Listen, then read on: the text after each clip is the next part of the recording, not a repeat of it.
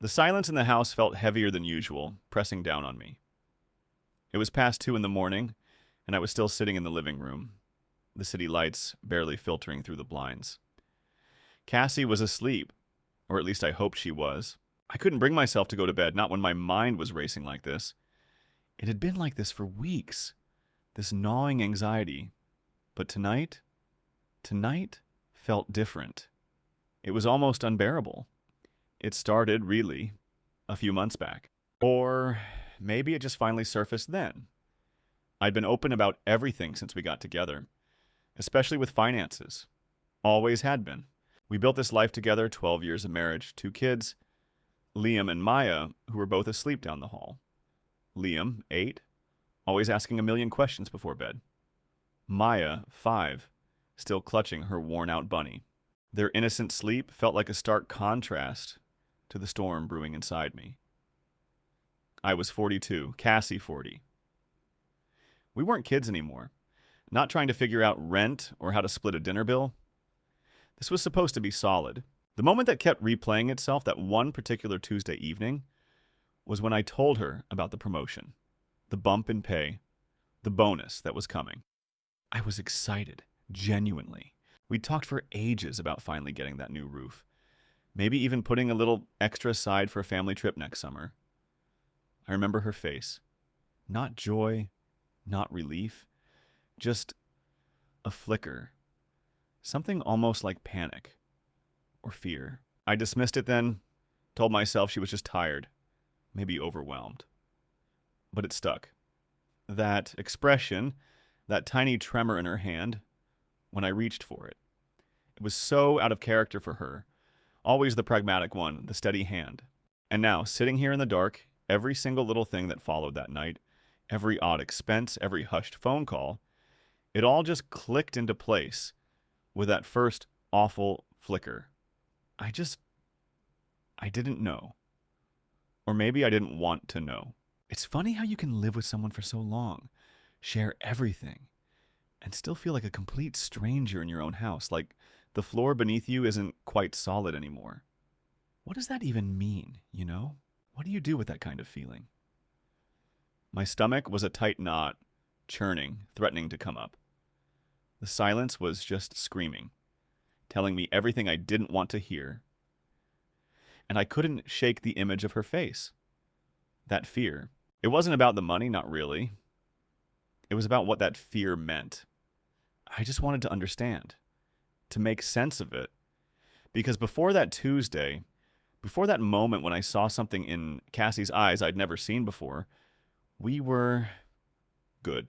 We were us, Owen and Cassie, 2 kids, a house in the suburbs of Richmond, Virginia, my job in tech, her part-time work at the library, normal, solid, reliable. We had our squabbles, sure, who doesn't? But nothing that ever felt like this, like a slow-motion car crash you can see, coming, but are powerless to stop. This feeling, it's like I'm holding my breath underwater, just waiting for the pressure to finally crush me. And all because of a conversation about a raise. A good thing. How did a good thing turn into this deep, suffocating dread?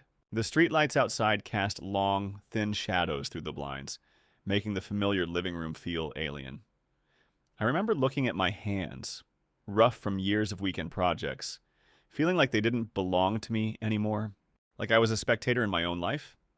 I'd tried to talk to her a few times since then, casually, about the finances, about future plans, trying to get her to open up, but she just deflected or got defensive. Or, the worst, just went completely silent. A wall going up between us. Brick by invisible brick. And I just let it happen, you know?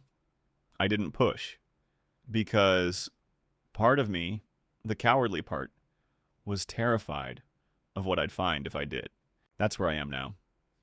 Sitting here alone in the dark, with the weight of that unspoken fear settling like lead in my chest. And I have no idea what to do next. It's weird sitting here, trying to trace back when the first crack appeared, because for so long, we were just us. Cassie and I met back in 2005 at a networking event for young professionals in DC. I was 25, just a couple of years out of George Mason, grinding away as a junior analyst. She was 23, working part-time at a small design studio, still figuring out what she wanted to do, but already so full of life, so vibrant. She had this laugh, even back then, that could just cut through any awkward room. We talked for hours that night about everything and nothing. Our shared love for indie movies, how much we hated commuting on the Yellow Line, our dreams of one day having a little house with a big garden. She made me feel seen, like she truly heard me, which was a revelation after a string of pretty superficial college relationships. We dated for about a year before I even suggested moving in together. I was always the more cautious one. She was more spontaneous. But surprisingly, she was the one who hesitated a little. Not because she didn't want to, she said, but because she valued her independence, her own space. I thought it was charming, admirable even. We found a small apartment in Arlington, 2 bedrooms, and it quickly became home. Our life together wasn't some grand romance, not in the cinematic sense. It was built on quiet evenings, shared meals cooked together, bickering over laundry, and always coming back to each other. We got engaged on a rainy afternoon in October 2008, just after my 29th birthday. Nothing fancy, just a walk through Old Town Alexandria. And I knelt down right by the waterfront. We were married 6 months later, a small ceremony with family and close friends in a renovated barn outside Charlottesville. It felt right, solid. After Liam was born in 2014, we made the move to Richmond.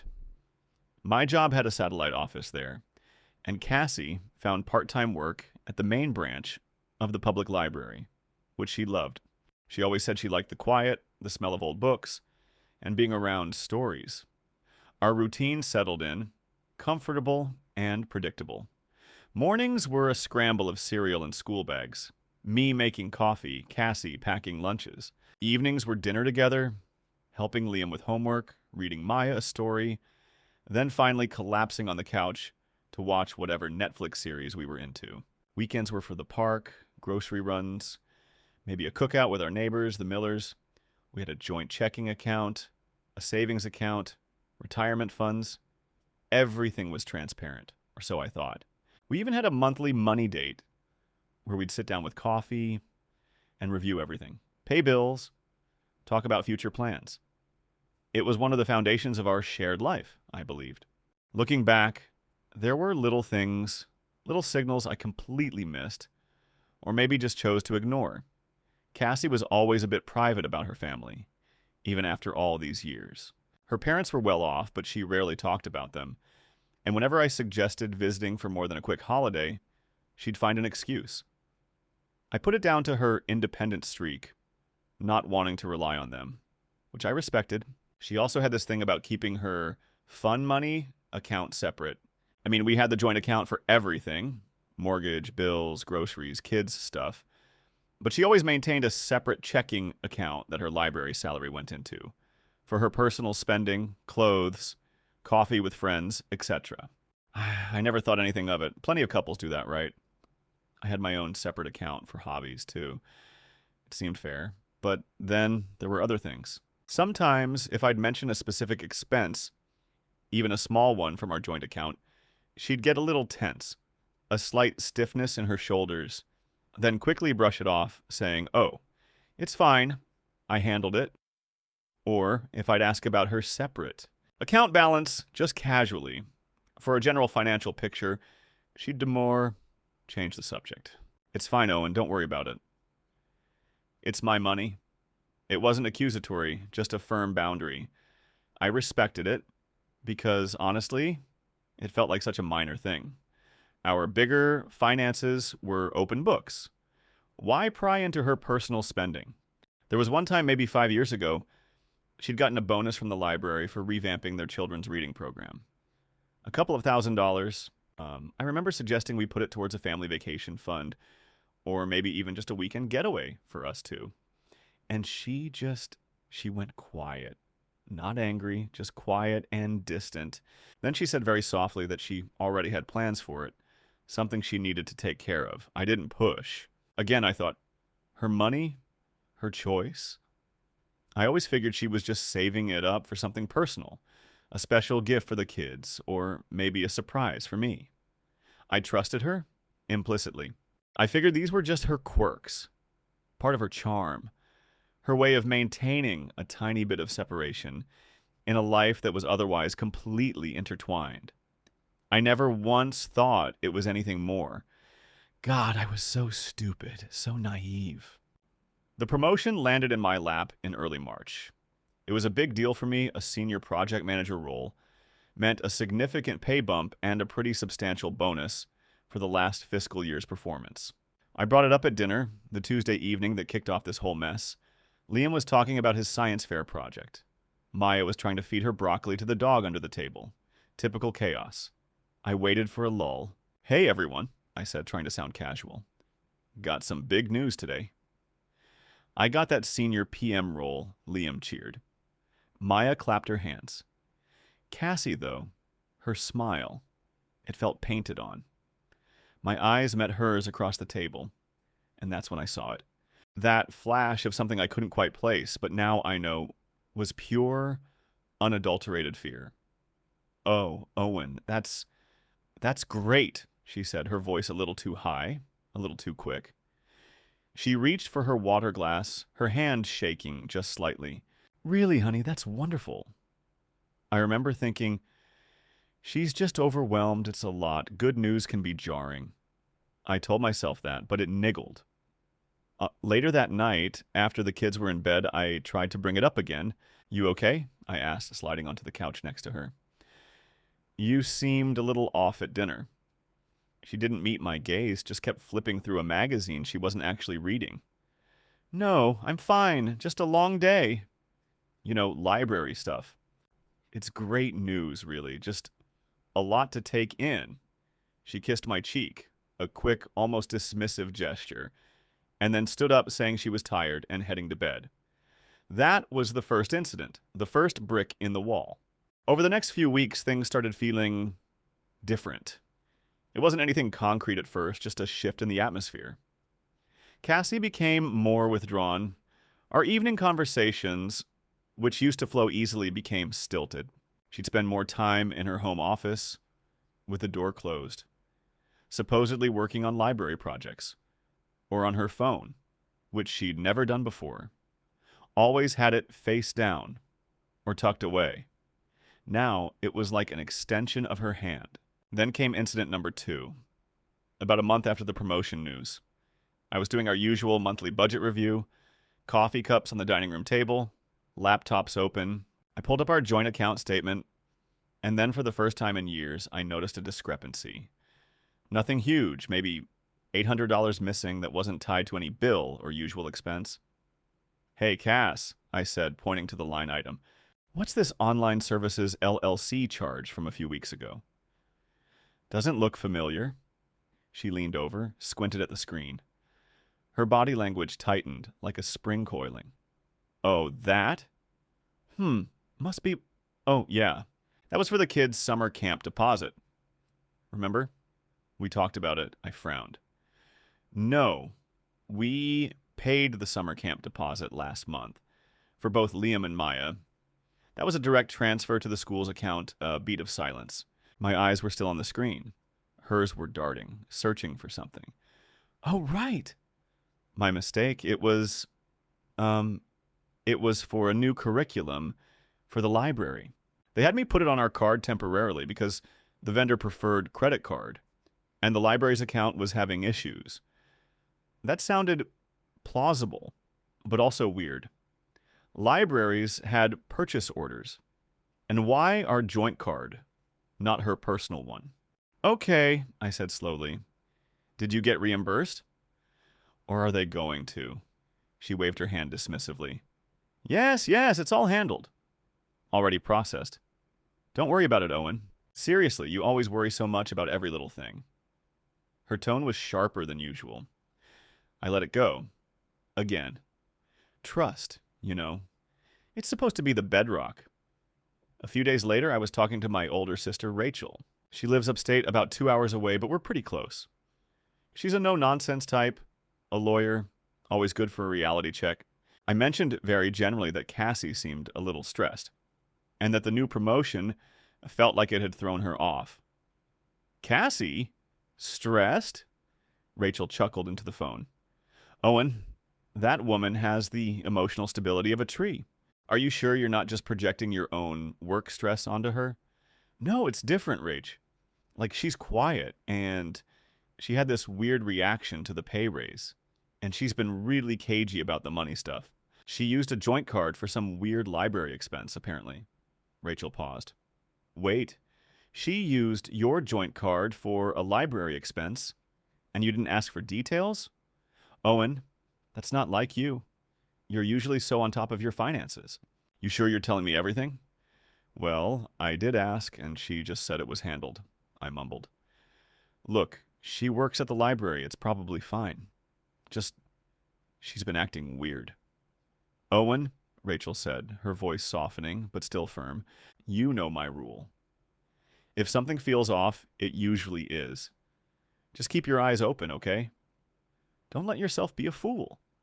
Her words echoed in my head. Don't let yourself be a fool. But what did I even look for? I started paying closer attention, covertly, which felt terrible, like a betrayal in itself. I started noticing how quickly she'd close her laptop if I walked into the room. How her phone, always silent for notifications, would sometimes light up with a message, and she'd snatch it up, turning away. Incident 3, the most unsettling one, happened maybe 6 weeks ago. I was working late at my home office, close to midnight. I had a big presentation the next morning. I went to the kitchen for a glass of water, and as I passed the kids' playroom, I heard something, a muffled sound. Cassie was in there, in the dark, on the phone. Her voice was low, almost a whisper, but I could make out fragments. I know. I'm trying. Give me more time. Owen doesn't know. Please, just a little longer. I froze, heart hammering against my ribs. Who was she talking to? Why in the dark? Why so secretive? And what did Owen doesn't know mean? My first thought was an affair, the classic trope. A cold, heavy dread settled over me. But then as I stood there, rooted to the spot, listening, I heard another fragment. Hey, the deadline. I need a few more weeks, that's all. He'll kill me. He'll kill me?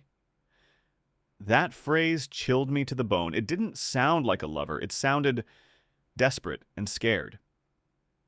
I crept back to my office, my mind reeling. My hands were shaking so bad I couldn't even type. I convinced myself it was some kind of work drama, maybe a colleague or a boss being overly aggressive. She's a librarian, not a spy. My rational mind fought against the sickening knot in my gut. But the fear in her voice, that raw primal fear, it just wasn't something you heard in casual conversation. It was a deeper, darker kind of fear. The kind that makes you question everything. I spent the next few days in a fog. I tried to talk to her again, very gently. Everything okay at work, Cass? You seem really stressed lately. She just sighed, a deep, weary sound. It's fine, Owen. Just a lot of new initiatives at the library. Budget cuts, you know how it is. We're all feeling it. She didn't look at me, didn't offer any details, just that wall again. And I let it go. Again, because what do you do when the person you trust more than anyone in the world suddenly feels like a stranger? You don't want to believe it. You cling to the familiar, to the image of the person you built your life with. I tried to convince myself that I was overthinking it, that I was stressed from work, that my sister Rachel was right. I was projecting. I wanted so badly for it to be nothing, for everything to just go back to normal, but it didn't. The tension just kept building, an invisible weight in our house growing heavier with each passing day. The moment of truth arrived, not with a bang, but with a quiet, mundane click. It was a Saturday morning, a little over a week ago now. The kids were at Liam's friend Leo's house for a playdate. Cassie had an early shift at the library, and I was finally tackling the mountain of paperwork on my desk. Mostly old bills, tax documents, and warranties for appliances we no longer owned. I was sorting through a stack of mail that had accumulated near the front door, a mix of junk and actual correspondence. Tucked among a flyer for a pizza place and a utility bill was a small, plain white envelope. No return address, just our home address, handwritten in a script I didn't recognize. I opened it, assuming it was some local charity or maybe a forgotten birthday card from someone. Inside was a single folded sheet of paper. It wasn't a letter. It was a statement. A bank statement. From a different bank than either of us used. My eyes scanned the name at the top. Cassandra J. Evans. Her full maiden name, and then the numbers. A checking account, yes, but what caught my breath, what made my chest go cold, was the activity. Dozens of small withdrawals over the last several months. And then a series of much larger payments. Payments to an online gambling site and a credit card company I'd never heard of. But the real kicker, the one that made my vision swim, was the balance. A negative figure, deep in the red, followed by a recent deposit just a few weeks prior. That exactly matched the bonus I just received from my promotion. The one I'd mentioned to her at dinner. My hands started shaking, uncontrollably. The paper rustled loudly in the sudden quiet of the house. I wasn't thinking, not really. It was more like my brain had short-circuited. Denial screamed at me, like this is a mistake. A scam? A trick. But the name, her full maiden name, the exact timing of the deposit, it was too specific. It was real. I sat down abruptly in the nearest chair, the old armchair in the living room, feeling like all the air had been sucked out of the room. My heart was pounding, a frantic drum in my ears. I could hear the distant hum of the refrigerator, the faint chirping of birds outside, but it all sounded muffled underwater. I pulled out my phone, fingers fumbling, and pulled up our joint account. I scrolled back, looking for that deposit. It was there. The full amount of my bonus, a substantial sum, had cleared just over 3 weeks ago. And then I cross-referenced the dates. The negative balance on Cassie's statement, the credit card payment, the gambling site withdrawals, they all perfectly coincided with the weeks after my bonus landed in our joint account. And the deposit on her statement, it was a direct transfer dated 3 days after my bonus hit our shared account. From our joint account, my bonus, gone. Not for a roof, not for a trip, but to cover this. The world tilted. My Cassie, my wife, this couldn't be. It had to be a misunderstanding. She wouldn't. She couldn't. My mind was a whirlwind of accusations and justifications. She works at the library. She hates gambling. She's so careful with money. But the evidence right there in my shaking hands was undeniable. The fear on her face when I told her about the promotion. The odd expense, the hushed phone calls. Owen doesn't know. It all slammed into me at once, a tidal wave of betrayal and disbelief. I don't know how long I sat there staring at those papers, the sun slowly creeping higher, casting longer shadows across the living room carpet. It felt like hours. I felt sick to my stomach, a cold, heavy lump of dread. When I heard her car pull into the driveway around 1:30 p.m., the sound was like a gunshot. My muscles seized up. I hastily folded the statement and tucked it back into its envelope, shoving it deep into the pocket of my jeans. I needed to be calm. I needed answers. She walked in, keys jingling, a bright smile on her face. "Hey, kid still at Leo's?" she called out, heading toward the kitchen. "Cassie," I said, my voice hoarse, barely a whisper. She stopped, turning. Her smile faltered slightly when she saw my face. "Owen, what's wrong? You look like you've seen a ghost." I stood up, slowly, the envelope a burning weight in my pocket. My hands were still shaking. "We need to talk." She took a step back, her eyes widening just a fraction. "Talk about what?" "Is everything okay?" Her voice was laced with a hint of nervousness, almost a tremor. About this, I said, pulling the envelope out, my hand trembling so badly I almost dropped it. I held it out to her. Can you explain this? She took it slowly, her gaze fixed on my face, then down at the envelope. Her eyes skimmed the handwritten address, then flickered to mine. When she pulled out the statement, I watched the color drain from her face. Her lips parted, but no sound came out. Her eyes, usually so warm, were now wide, glassy, filled with that same fear I'd seen months ago. But this time it was aimed directly at me. Owen, I can explain. Her voice was barely audible. Explain what, Cassie? I managed to choke out.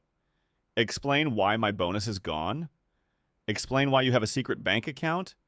Explain why there are gambling charges here? What is there to explain? My voice was rising despite my efforts to keep it calm. The room felt suffocating. She folded the statement, clutching it tight in her hand. Her breath was coming in short, shallow gasps. I know it looks bad. It's not what you think. Then what is it, Cassie? Because right now, it looks exactly like what I think.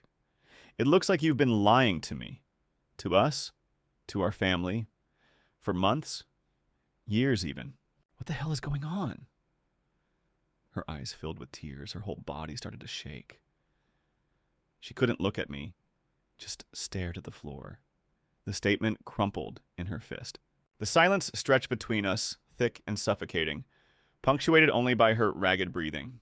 I could hear the distant clang of a lawnmower from a neighbor's yard, the ordinary sounds of a Saturday, mocking the catastrophe unfolding in our living room. I just stood there, waiting.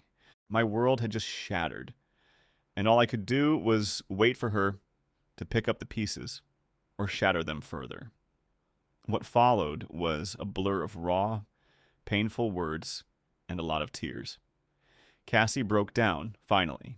She confessed it all, in fits and starts, between sobs. It wasn't an affair, no, but it was almost worse in a way that felt more insidious. She'd been gambling online for years. It started small, a casual thing, a way to blow off steam. But it escalated slowly, insidiously, until she was chasing losses, digging herself deeper and deeper. The secret account, the maiden name, it was all to keep it hidden. My bonus? It went to cover a massive debt to some shady online lender, not directly the gambling site, but a loan she'd taken out to pay off an even larger gambling loss. He'll kill me. That's who she was talking about on the phone, the loan shark. Not literally, but the threat of financial ruin, of losing everything, of me finding out. The immediate aftermath was pure chaos. I felt everything. Rage, first and foremost. A searing, hot anger that made my hands clench into fists. Then a profound sadness, a sense of loss so deep it made me ache. And underneath it all, a terrifying fear for our future, for our kids. My bonus, my significant, hard-earned bonus, was gone. Just like that. Poof. Not just that, she'd maxed out multiple credit cards I didn't even know existed, all in her name, with staggering interest rates. We were in debt, deep. Her part-time library salary barely covered the minimums on her secret debts, let alone chipped away at the principals. My first practical step, after a night of barely sleeping, was to call a financial advisor. I didn't know who else to turn to, didn't want to involve Rachel just yet. This guy, David, a friend of a colleague, just listened patiently as I laid it all out. He was grim, but professional. His advice was clear. Consolidate what we could, negotiate with creditors, and most importantly, get Cassie into Gamblers Anonymous immediately. He explained the legal implications. Joint assets could be at risk if her debt escalated further, but luckily, most of these specific debts were in her name only.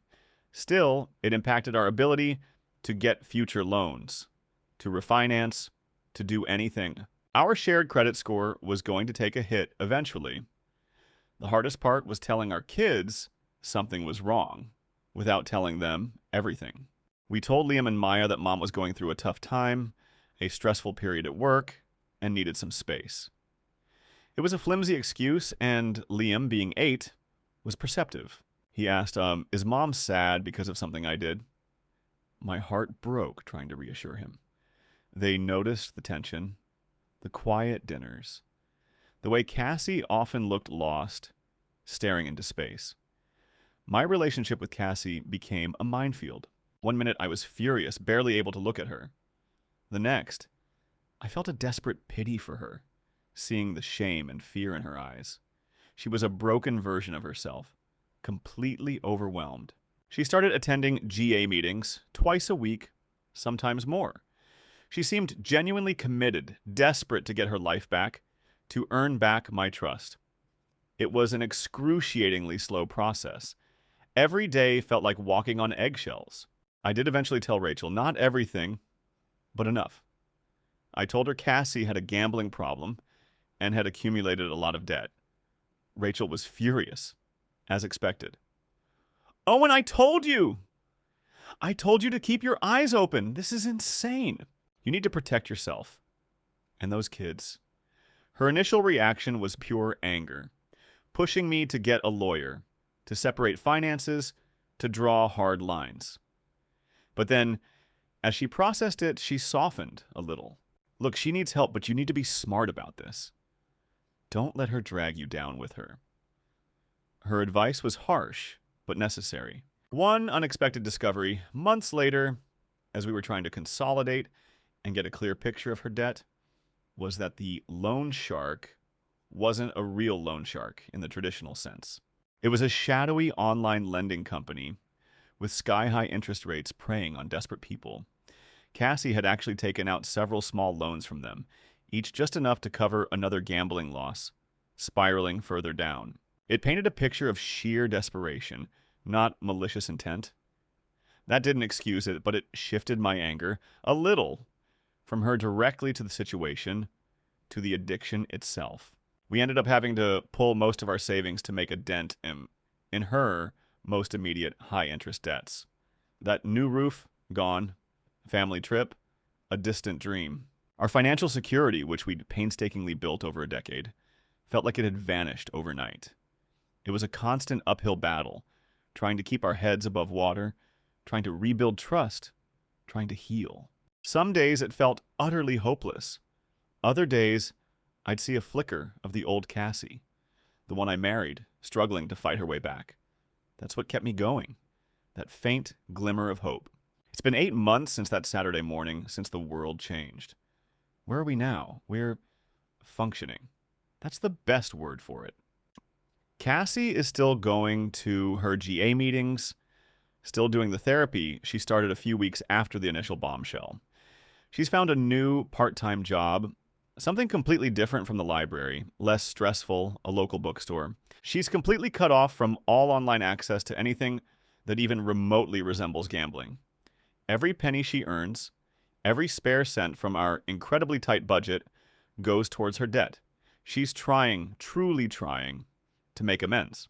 I'm still here, still married, still living in the same house. It's not about grand forgiveness or forgetting. It's about a slow, agonizing process of rebuilding. Trust is a shattered vase, you know? You can glue it back together, but the cracks are always going to be there. I'm constantly on edge, always checking, always a little suspicious, even when I hate myself for it. I try not to let it show, especially to the kids.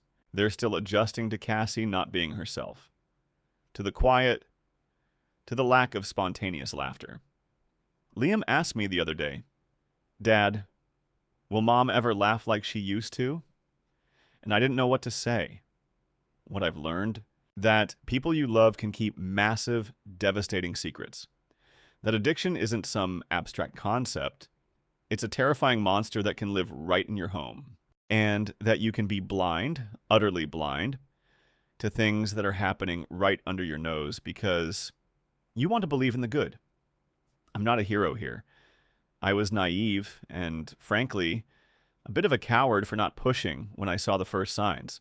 My blind spot was thinking that our shared history, our love, our family made us impervious to this kind of darkness. Our future plans are completely derailed.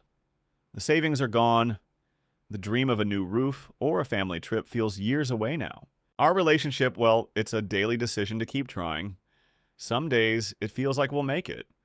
Other days I just feel exhausted, completely drained. I don't know if we'll ever truly get back to what we were, or if this is just a new, harder version of us. I think I'll always have this underlying current of worry, this fear that something else is lurking, just out of sight. I wanted to share this because I guess I just needed to say it out loud to strangers, to put it out there. It's so isolating, this kind of betrayal, this kind of struggle. Thank you to anyone who's read this far. Your support, your advice, even just your understanding means a lot. The big open questions, the ones that keep me up at night, are: how do you ever truly trust again after something like this? How do you explain it to your children when they're older? And is it ever really possible to completely escape the shadow of something so destructive? Or does it just become part of who you are forever? I don't have the answers. Not yet. Maybe never.